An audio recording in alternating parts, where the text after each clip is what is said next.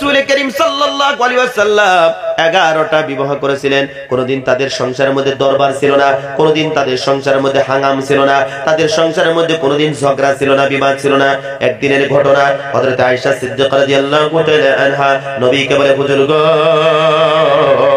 আপনার 11টা স্ত্রী, সব স্ত্রী থেকে আপনি কাকে ভালোবাসেন?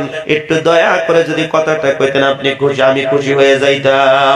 আমার নবী বলে, না না না, আমি এখন তোমাকে এই কথাটা বলবো না, কালকে সকালবেলা তোমাকে আমি এই কথাটা বলবো। বিশ্বনবী মুহাম্মদ রাসূলুল্লাহ সাল্লাল্লাহু আলাইহি ওয়াসাল্লাম মদিনার বাজারের মধ্যে চলে গেল। মদিনার বাজারের মধ্যে যাওয়ার পরে আল্লাহর রাসূল খেদমত কিনলেন। আল্লাহর রাসূল সাল্লাল্লাহু আলাইহি ওয়াসাল্লাম খেজুর কিনলেন। খেজুরগুলো কিনিয়ে বাড়ির মধ্যে যখন আসলেন, আসার পরে রে বন্ধু, সর্বপ্রথম আয়েশা সিদ্দিকা রাদিয়াল্লাহু তাআলা আনহার হাতে 3টা খেজুর দিয়ে বলতেছে, আয়েশা রে, আমি জীবনের থেকে সব থেকে তোমাকে বেশি ভালোবাসি, তোমার হাতে 3টা খেজুর দিলাম, তুমি অন্য কারো কাছে তুমি বলিও না, কারণ আমি তোমাকে ভালোবাসি বলেই তোমাকে 3টা খেজুর দিলাম। জোরে কোন সুবহানাল্লাহ। বাবাজি আমার, বিশ্বনবী 3টা খেজুর দিয়ে চলে গেলেন। হযরতে আমার বন্ধুগণ, আরেকজন স্ত্রীর ঘরের মধ্যে যখন চলে গেলেন, সালাম দিলেন, আসসালামু আলাইকুম ইয়া আহলাল বাইত। সালামের জবাব আসলে, ঘরের মধ্যে ঢুকলেন। আমার বন্ধুগণ হযরতে আয়েশা সিদ্দিকা রাদিয়াল্লাহু তাআলা আনহাকে 3টা খেজুর দিয়ে উম্মে সালমার ঘরে ঢুকলেন।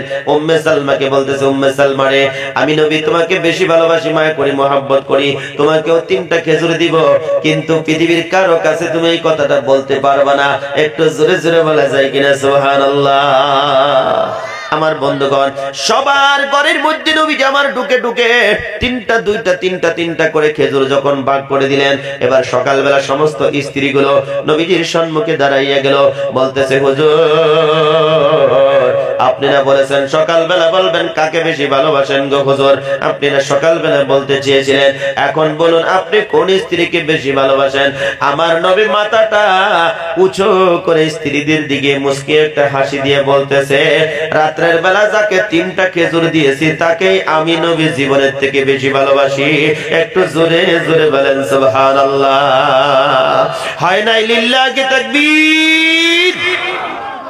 দেখছেন, এখানে ওর দিকে তাকায় থেকে ওর দিকে তাকায় থেকে কয়, রাসূলুল্লাহ সাল্লাল্লাহু আলাইহি ওয়াসাল্লাম আমারও তো 3টা খেজুর দিছে রে। ওই কয় আমারও তো দিছে। মনে মনে ভাবতেছে, সবাই মানে 3টা পাইছে না, মানে এবার মনে মনে ভাবতেছে যে মনে হয় নবী আমাকে বেশি ভালোবাসে। অথচ আল্লাহর রাসূল এখানে হিকমত খাটাইছে ভাই, হ্যাঁ হিকমত খাটাইছে। সবাই 3টা দিয়ে কইছে যে এই কথাটা কিন্তু কাকো কইও না তুমি, বুঝছেন, এইভাবে মানে বারণ করছে।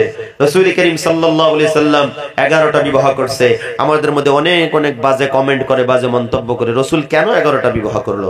আমার ভাইরা, রাসূল 11টা বিবাহ করার কারণ হচ্ছে নারীদেরকে শিখানোর জন্য। জোরে কোন সুবহানাল্লাহ, আর জোরে কোন সুবহানাল্লাহ।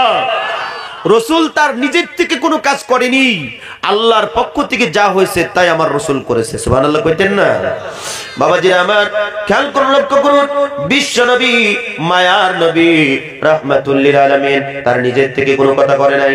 আমার বন্ধুগণ, মুহাম্মদ হারগিজ না গুফতা তানা গুফতা জিবরাইল, জিবরাইল হারগিজ না গুফতা তানা গুফতা রব্বে জলিল। আল্লাহর কথা যেরকম নির্ভেজাল নির্ভুল, তার বন্ধুর কথাও যেরকম নির্ভেজাল নির্ভুল। আমার আল্লাহর কথার মধ্যে যেমন ঝামেলা নাই, ভুল নাই, আমার রাসূলের কথার মধ্যেও তেমন কোনো ঝামেলা নাই, ভুল নাই। একটু জোরে জোরে বলা যায় কিনা সুবহানাল্লাহ। রাসূল তার বানাওটি একটা কথাও বলেনি, আল্লাহর পক্ষ থেকে যা হয়েছে তাই রাসূল সাল্লাল্লাহু আলাইহি ওয়াসাল্লাম করেছেন।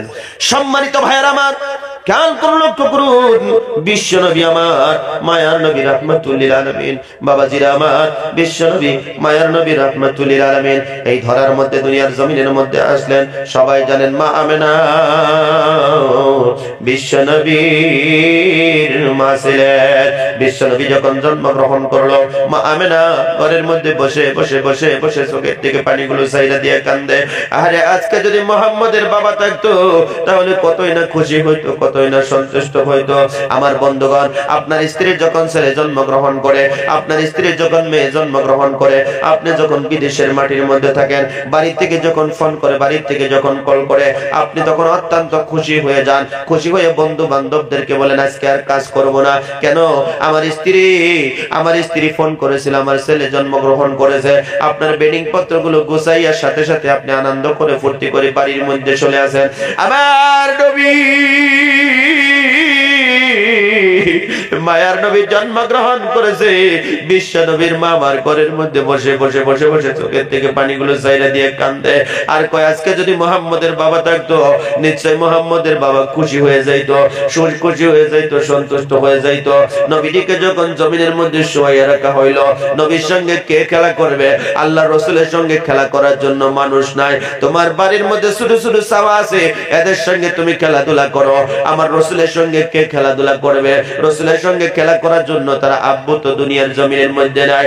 বাবাজিরা আমার, মা আমেনা চোখের থেকে পানিগুলো ছাইরা দিয়া কান্না করে নবীকে যখন জমিনের মধ্যে যখন শোয়াইয়া রাখলো রে বাবা, নবীজি আকাশের দিকে তাকাইয়া আছে। আকাশের দিকে যখন তাকিয়ে থাকে, পূর্ণিমার চাঁদ আমার নবীর সঙ্গে খেলা করা আরম্ভ করে দিল। একটু জোরে জোরে বলা যায় কিনা সুবহানাল্লাহ। নবীজি যখন ডান কাতে যখন শুয়ে পড়ে রে বাবা, আল্লাহ রাসূল সাল্লাল্লাহু আলাইহি ওয়াসাল্লামের সঙ্গে আকাশের পূর্ণিমার চাঁদটা ডান কাত হয়ে যায়। আমার নবী যখন বাম কাত হয়ে যায়, তখন আকাশের পূর্ণিমার চাঁদটা বাম কাত হয়ে যায়। আমার বন্ধুগণ, আমার ভাইয়েরা, খেয়াল করুন, লক্ষ্য করুন, আল্লাহ পাক রব্বুল আলামিন বিশ্ব নবীর সঙ্গে খেলা করার জন্য আকাশের পূর্ণিমার চাঁদকে আল্লাহ হুকুম করে দিয়েছে। আল্লাহ কয় নবীর সঙ্গে খেলার জন্য তার বাবা নয়, নবীর সঙ্গে কে খেলা করবে? পূর্ণিমার চাঁদকে আমার আল্লাহ পাক রব্বুল আলামিন হুকুম করে দিল। বাবাজিরা, আমরা কোন নবীর উম্মত রে বন্ধু? যেই নবী আঙ্গুলের ইশারা দিয়ে চাঁদ থেকে দ্বিখণ্ডিত করে দিয়েছে, যেই নবী জান্নাতের দরওয়াজার মধ্যে টোকা না দেওয়া পর্যন্ত জান্নাতের দরওয়াজা খোলা হবে না। আমরা কোন নবীর উম্মত রে বাবা? যেই নবী 63 বছর জিন্দেগি আরামের বিছানার মধ্যে কোনোদিন ঘুমাইলো না, যেই নবী আরামের বিছানার মধ্যে 63 বছর জিন্দেগি কোনোদিন ঘুমাইলো না। আমরা কোন নবীর উম্মত? যেই নবীজি সাল্লাল্লাহু আলাইহি ওয়াসাল্লাম তার নয়নটা পরে কোনোদিন ঘুমাইলো না। আমার বাবাজিরা গো, যেই নবী পেটটা পরে কোনোদিন খানা খাইলো না, যেই নবী তোমার জন্য আমার জন্য উহুদের ময়দানে দান দান মোবারক শহীদ করলো, যেই নবী যে তোমার জন্য আমার জন্য তাইফের ময়দানে রক্তাক্ত হইল। আপনারা সবাই জানেন, দয়ার নবী মায়ার নবী রাহমাতুল লিল আলামিন তাইফের ময়দানে ইসলামের দাওয়াত নিয়ে যখন গিয়েছিল, কাগা আল্লাহর নবীকে পাগল পাগল পাগল বলে বিশ্ব নবীকে কাটাওয়ালা পাথরের আঘাতগুলো নবীর শরীরের মধ্যে করতেছিল। তোমাদের মতন যুবকেরা বিশ্ব নবীকে পাগল পাগল বইলা বইলা কাটাওয়ালা পাথরগুলো নবীজির শরীরের মধ্যে মারতে আরম্ভ করে দিয়েছিল। মায়ার নবী তাদেরকে বলেছিলেন, তোমরা আমাকে মাইরো না, আমি অপরাধটা কি করছি, ভুলটা কি করছি। একবার নয়, দুইবার নয়, মায়ার নবীকে তিনবার করে মারতে মারতে মারতে মারতে মারতে বেহুশ করে জমিনের মধ্যে ফালাইয়া দেওয়া হইল। বাবাজিরা আমার, এক পর্যায়ে দেখা গেল নবীজি আমার ক্লান্ত হয়ে জমিনের মধ্যে যখন পড়ে গেল, মায়ার নবীর হুঁশ নাই। আল্লাহর পক্ষ থেকে জিবরাইল আমিন আসিয়া কয়, হুজুর পারমিশন দেন, দুইটা পাহাড় চাপা দিয়ে এদেরকে ধ্বংস করে দেই। আমার রাসূল বলে, না না না, এদেরকে ধ্বংস করা যাবে না, এদেরকে কতল করা যাবে না, এদেরকে মারা যাবে না। আমি যদি এদেরকে মাইরা পাইলি তাহলে আমি রাসূল কার কাছে পৌঁছাইব? লা ইলাহা ইল্লাল্লাহর দাওয়াত কার কানের মধ্যে পৌঁছাইব? বাবাজিরা আমার, বিশ্ব নবী আমার রক্ত মাখা শরীর লইয়া চোখের থেকে পানিগুলো ছাড়তে ছাড়তে ছাড়তে ছাড়তে মায়ার নবী যখন বাড়ির দিকে ফিরে রে, একটু খেয়াল করে লক্ষ্য করুন, দয়ার নবী শরীরের মধ্যে রক্তগুলো লইয়া যখন বাড়ির মধ্যে ফিরলো, ফাতেমা রাদিয়াল্লাহু তাআলা আনহা ছোট্ট মানুষ ছিলেন, বাবার চেহারার মধ্যে যখন রক্ত দেখলো, তখন সন্তান যদি বাবার চেহারার মধ্যে যদি রক্ত দেখে গো, ওই সন্তানের মাথাটা কখনো ঠিক থাকে না। কথা বলো ঠিক কিনা? নবীজির মেয়ে ফাতেমা বলতেছে, বাবা গো, আপনার চেহারার মধ্যে রক্তগুলো দেখতে পেয়েছে। কিসের রক্ত?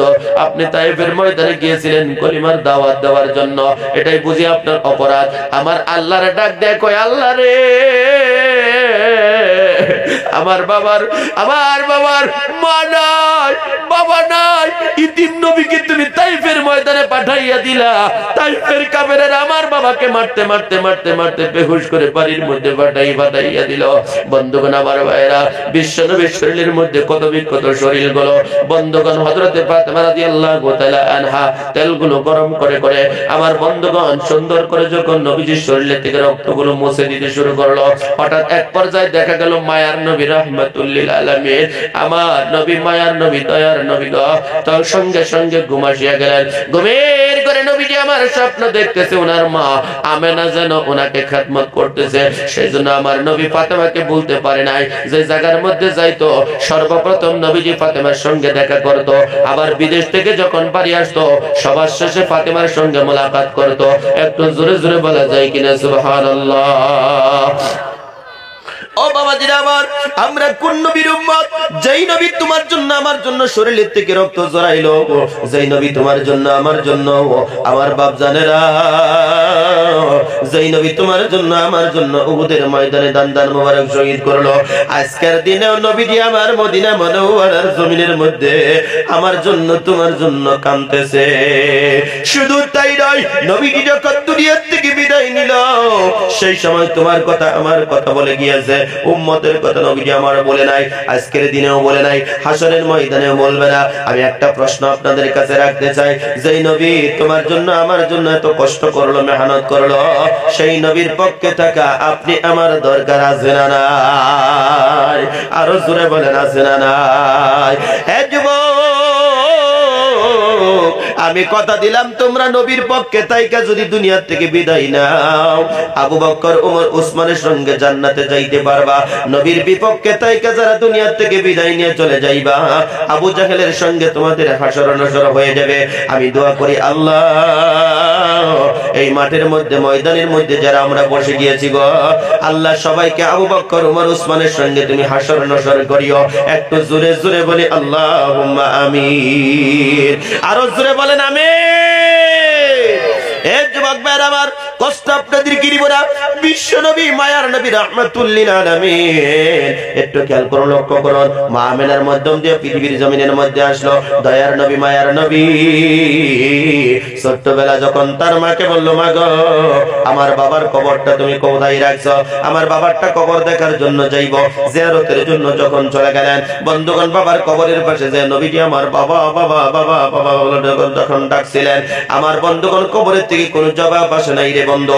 ফিরার পথে তার মা চির বিদায় নিয়ে দুনিয়া থেকে বিদায় নিয়ে চলে গেল।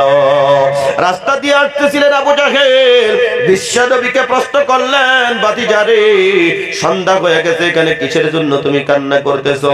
এবার বলুন তো দেখি, আপনারা যখন গুয়াহাটিতে যান, আপনারা যখন কেরালার মধ্যে যান, আপনাদের এলাকার কাউকে যদি আপনারা দেখেন, দেখার পরে আপনাদের অন্তরটা শীতল হয়ে যায়, কথা কোন ঠিক কিনা? যতই শত্রুতা থাক, এলাকার মানুষ যখন আপনি দেখেন, দেশের মানুষ যখন দেখেন, যেই বলে আমার বাড়ি মানকাসর, যেই বলে আমার বাড়ি শালমারা, এই কথা বলার সঙ্গে সঙ্গে তার সঙ্গে আপনার সঙ্গে একটা বন্ধুত্ব হয়ে যায়, কথা কোন ঠিক কিনা? আমার বন্ধুগণ আবু জাহেল যখন বিশ্ব নবীকে বলল, নবী গো কিসের জন্য এখানে বসে আছো? চোখের থেকে জার জার করে পানিগুলো ছেড়ে দিয়ে বলতেছে, চাচা গো ছোট্টবেলা বাবা হারিয়ে ফেলেছি, জন্মের পরে বাবার চেহারা দেখতে পারি নাই, আমার মা চির বিদায় নিয়ে আমাকে রেখে দুনিয়া থেকে বিদায় নিয়ে চলে গেল, আমি চিরদিনের জন্য ইতিম হয়ে গেছি। বাতিজা চোখের থেকে পানি ছাইরা দিয়ে আবু জাহেলকে জড়াইয়া দিয়ে বলতেছে, চাচা গো একটু কথা দাও, আমাকে তুমি মায়া করবানি, মহব্বত করবানি। বলতেছে সন্ধ্যা হয়ে গেছে, চল চল বাড়ি চলে যায়। ঘোড়ার পিঠে যখন উঠাইয়া দেওয়া হলো, ঘোড়ার পিছনে বসাইয়া ঘোড়াকে আঘাত করা আরম্ভ করে দিল। ঘোড়া পাও দুইটা আকাশের দিকে উড়াইয়া দিয়ে আমার আল্লাহর ডাক মারে, আল্লাহ যেই নবীর জন্য আমি জন্মগ্রহণ করেছি, সেই নবীকে ঘোড়ার পিঠে বসাইয়া পিছনে বসাইয়া আমাকে আঘাত করবে, আমাকে মারবে, আমি ঘোড়ার জীবন চলে যাবে, এক কদম সম্মুখের দিকে অগ্রসর হব না। একটু চিল্লায় কন্যা সুবহানাল্লাহ।